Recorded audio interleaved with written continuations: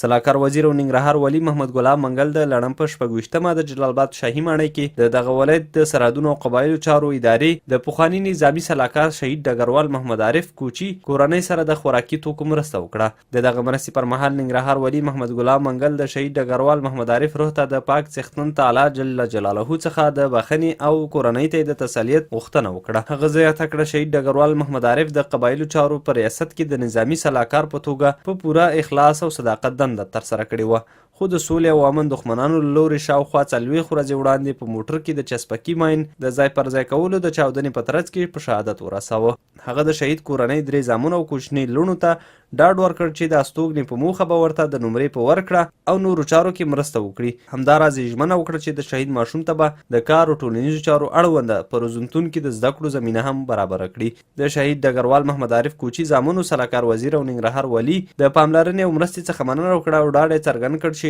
د خپل پلار په څیر به د دغه خاورې د خدمت په موخه هلې ځلې وکړي. دوی همداراز یو شمېر کورنۍ ستونزې هم شریکې کړې چې د حل ډاډ ورکړل شو.